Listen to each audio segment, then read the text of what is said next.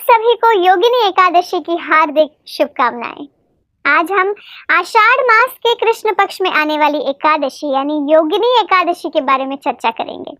ब्रह्म वैवर्त पुराण में ये वर्णन आता है कि एक बार युधिष्ठिर महाराज श्री कृष्ण से कहते हैं कि हे मधुसूदन, कृपया मुझे आषाढ़ मास के कृष्ण पक्ष की एकादशी के बारे में बताइए। ये एकादशी, इसका क्या नाम है, किस नाम से ये प्रचलित है और इसकी महिमा क्या है, कृपया मुझे विस्तार में बताइए।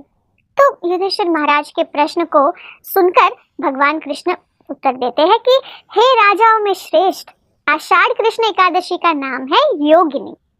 इस एकादशी व्रत के पालन से व्यक्ति गंभीर से गंभीर पापों से मुक्ति प्राप्त करता है। ये एकादशी इतनी सशक्त है कि संसार रूपी भवसागर में डूबे हुए व्यक्ति को भी ये आध्यात्मिक जगत प्रदान करती है। ये एकादशी तीनों लोक में प्रसिद्ध है। स्वर्ग की अलकापुरी नामक जो नगरी थी, वहां के राजा थे देवताओं के कोषाध्यक्ष कुबेर। कुबेर जी शिव जी के दृढ़ भक्त थे। उन्होंने अपने एक सेवक हेम, उसको माली का कार्य दिया था और हेम का काम था कि मानसरोवर से सुंदर फूल लाकर कुबेर को देना। तो इन फूलों को कुबेर शिव जी को अर्पित करते थे। तो हेम यक्ष की एक बहुत ही सुंदर पत्नी थी जिसका नाम था स्वरूपवती। तो हेम अपनी पत्नी के प्रति बहुत बहुत ज्यादा आसक्त था। हुआ यूं कि अपनी सेवा में वो अच्छे से संलग्न था, लेकिन दुर्भाग्यवश एक दिन मानसरोवर से फूल एकत्रित करने के पश्चात अपनी पति के संग हास्य विनोद में लग गया। वो राजा कुबेर उसकी दोपहर तक राह देखते लगे। पूजा करते समय जब उन्होंने देखा कि पुष्प तो है ही नहीं, तो वे बहुत ज्यादा क्रोधित हुए और अपने अन्य सेवकों से हेम माली का अता पता खोजने का आदेश दिया।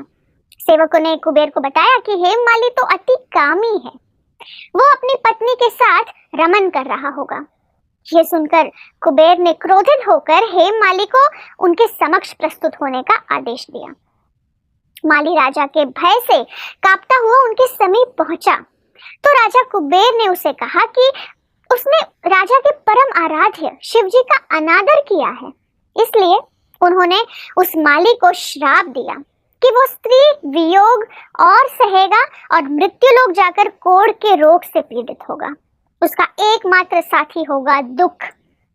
कुबेर के श्राप से हेम माली का स्वर्ग से पतन हो जाता है और वही क्षण वो पृथ्वी पर गिर गया। आंखें खोलते ही उसने देखा कि उसके सारे शरीर पर कोढ़ है। ऐसी स्थिति में उसने भयानक पीड़ा भुगती। भूख प्यास से अस्त व्यस्त होकर वो जंगलों में भटकता रहा। दुखमय स्थिति में अपने दिन रात व्यतीत करने लगा।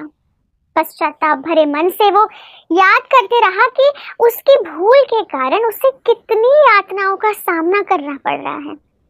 उसी तरह जंगल में एक दिन यूं ही भ्रमण करते करते वो मार्कंडेय ऋषि के आश्रम पहुंचा। तो वहां पे उन्हें देखकर हेम ने दूर से ही उन्हें प्रणाम किया। मार्कंडेय ऋषि ने उसे अपने पास बुलाकर पूछा कि किस वजह से वो इतना दुखीमय स्थिति में है। तो हेम ने सारा वृतांत ऋषि से कहा। करुणामय होकर ऋषि ने हेम के उद्धार के लिए उसे आषाढ़ मास के कृष्ण पक्ष की योगिनी एकादशी के व्रत का पालन करने की सलाह दी, जिससे हेम के सारे पाप नष्ट हो जाएंगे। हेम मार्कंडेय ऋषि के वचनों को सुनकर उसने बस सोच लिया कि वो ये एकादशी का व्रत जरूर रखेगा।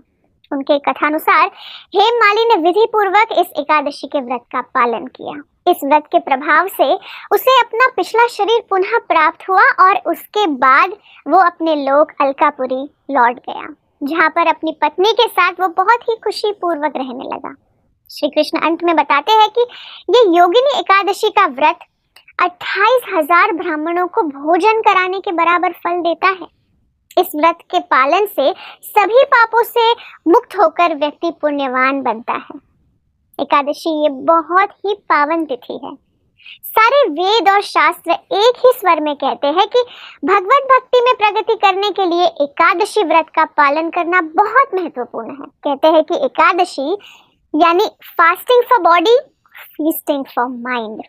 इसका मतलब है कि शारीरिक रूप से अन्न का व्रत रखना जरूरी है, लेकिन इसके साथ ही आत्मा को भी अपनी खुराक जरूर मिलनी चाहिए, जो है हरि नाम और हरि कथा।